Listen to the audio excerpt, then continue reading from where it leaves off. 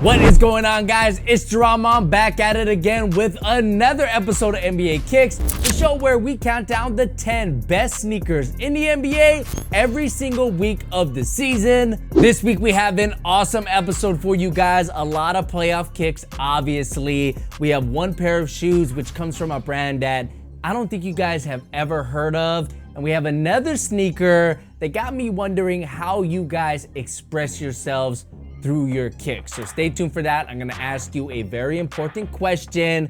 But as for NBA Kicks moving forward, I'm not too sure if we're gonna have a third playoff episode because a lot of the guys in the playoffs, not only are there less players, but those players are kind of wearing the same thing. So if there is enough kicks and content to go around, I will make a third episode. But if there isn't, we're just gonna go straight to the top 10 best sneakers of the entire season. So make sure you stay tuned for that. And if you have any early picks as to what your favorite pair of kicks was throughout the season, that should be on that episode. Make sure you let me know in the comment section below. But for now, sit back, relax, make sure you got a snack, and enjoy this week's episode of NBA Kicks.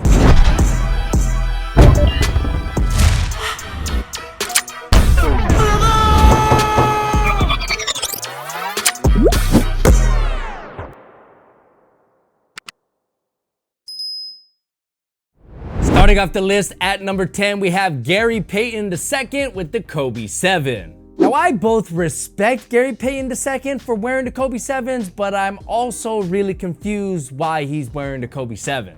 If you watch my worst Kobe's of all time video, you would know that the Kobe 7 is one of the worst Kobe's of all time, simply because the performance and comfort of them is absolutely atrocious. However, they are still one of the best looking Kobe's of all time. So I don't know if GP2 just loves the way these look so much that he wears them anyways, or if he legitimately thinks that they're a comfortable sneaker because he has been wearing the 7s all season long. And this pair in particular looks like it's been in his rotation for a very long time, because I promise you that upper used to be white. If he really does think that this is a comfortable sneaker, then that would be a first for me. But I still can't deny that it is a beautiful looking sneaker. And of course, it does have that nostalgia factor. But damn, GP, if you want to wear a Kobe, wear the 4s, the 5s, the 8s, the 9s, the 11s,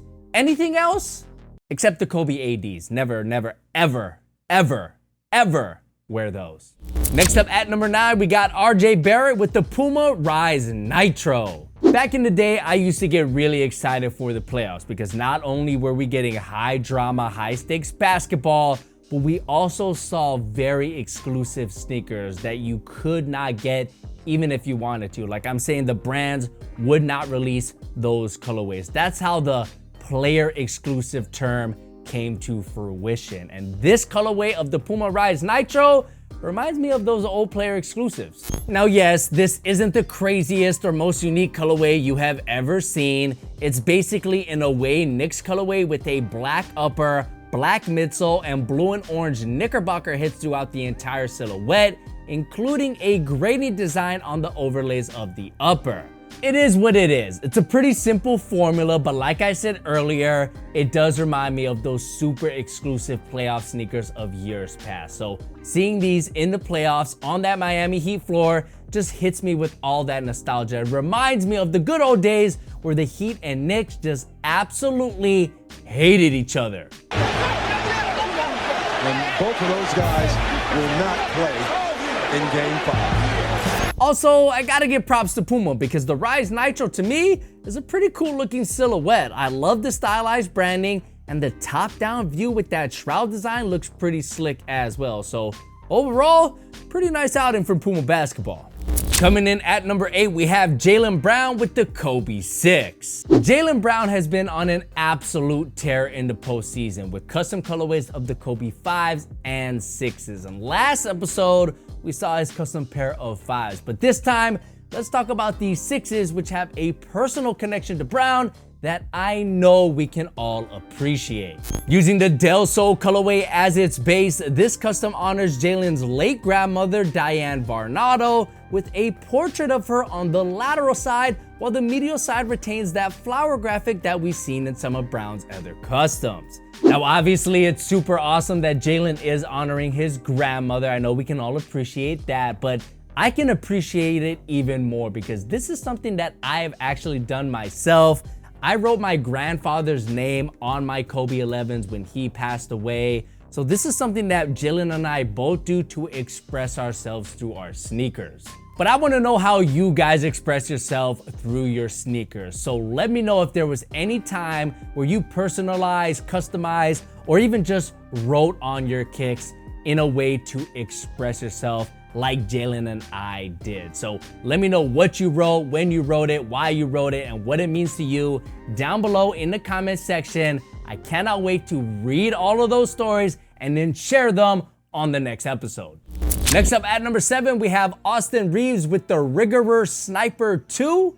All right, so here we have a very interesting sneaker, which comes from a brand that you probably didn't even know existed. So this is the Sniper 2 silhouette from Rigorary, a Chinese sportswear brand who is probably best known for signing Austin Reaves. Other than that, I really don't know a lot about the company, but just looking at their website, I could see that they have some relatively affordable basketball shoes and gear, including an absolutely crazy looking pair of slides, which they call the shark sandals. But as for the Sniper 2 itself, which Reaves is seen wearing here, it's a pretty solid looking silhouette with an all white makeup, a flywire looking like lacing system, as well as an external heel cup, which give the silhouette some character. But aside from that, I really don't know much about this shoe. According to their website, the Sniper 2 sneakers are with supercritical ejection technology and air sac towel technology with nice rebound and anti-shock function. Sounds super cool, but we're not here talking about the Sniper 2 because of its anti-shock supercritical ejection towel technology. We're here talking about the Sniper 2 because Austin Reaves wore it, and he is officially the coldest white boy in the playoffs, not named Nikola Jokic. Next up at number 6, we have DAngelo Russell with the Wave 10 Low. So here we have another pair of kicks, which hits me hard with nostalgia and reminds me of the playoff sneakers that I grew up with.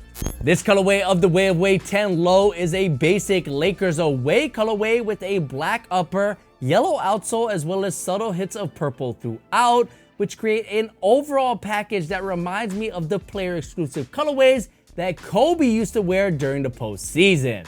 D'Lo also rocked a really nice home colorway as well, which you could argue is just as beautiful. But for me, growing up, the away games were always my favorite to watch, and some of my favorite memories of Kobe and the Lakers in the playoffs were always on the road. So you know, if I had to pick one of these two, I'm gonna go with the black pair. But let me know which pair you think is cleaner down below. But I do have to warn you, if you don't pick the black pair, you don't have the Mamba mentality. I'm sorry, I don't make the rules, I just enforce them. Coming in at number 5, we have Jayson Tatum with the Tatum 1. So sometimes a player can have a performance in a shoe that makes that shoe iconic, or at least more iconic than the shoe would be without that performance. I mean, think of the flu game 12s. Yes, I get it, it's an Air Jordan that's black and red. We're gonna love that shoe no matter what. But since Jordan had that iconic performance in that shoe, the legend of the shoe grew. And while Jayson Tatum's Game 7 performance admittedly is not as iconic as Jordan's flu game, it was still pretty awesome.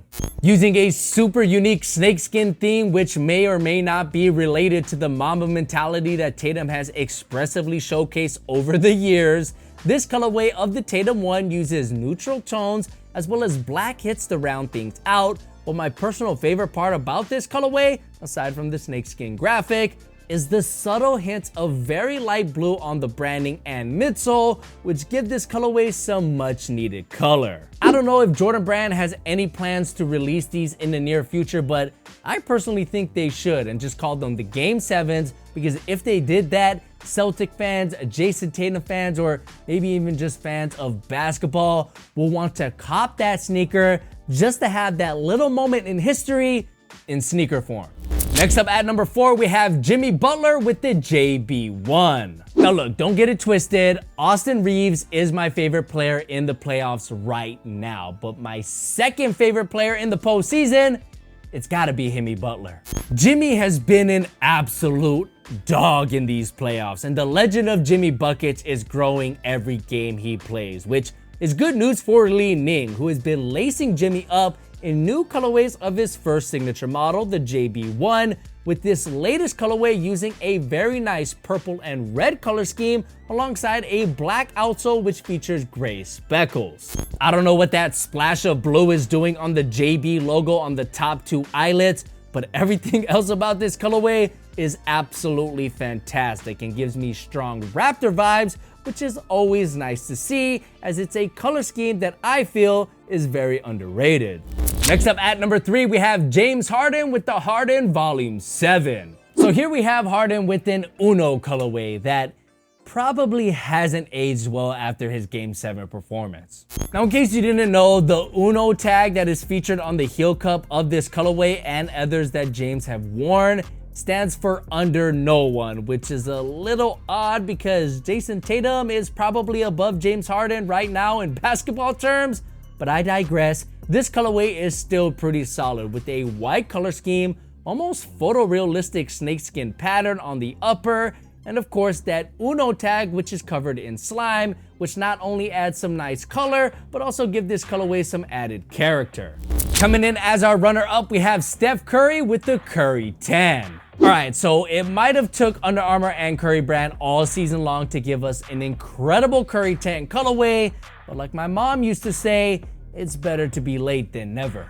This colorway is inspired by the suit that Steph rocked during the Met Gala and features the same print that was on his suit on the upper in metallic gold, while the rest of the colorway is rounded out with a black upper, white midsole, and even more gold hits on the branding. Not only is this just an extremely clean look for the silhouette, but it also just makes sense since it perfectly matches the Golden State team color scheme, and also, who isn't a fan of black and gold? Kings fans? Yeah, Kings fans probably hate these. Finally, at number 1, we have LeBron James with the LeBron 20. The King takes the number 1 spot here with a new incredible colorway of his 20th signature sneaker. Now these might actually be the 3rd iteration of the South Beast colorways that we've seen LeBron rock earlier this season, since it uses the same color scheme and animal print.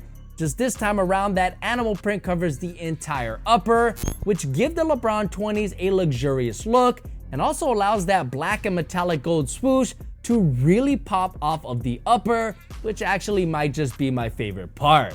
You also got that classic South Beach color scheme on the lace tips, branding, and medial swoosh, but all that put aside, I cannot get over how awesome that animal print looks on this upper. And this colorway is something that Nike should definitely drop, since I think it is hands down the best LeBron 20 colorway that we have seen all season long. But even if they don't release it, I'm actually okay with that, because these will go down as one of those sneakers that everybody wants but couldn't quite get their hands on.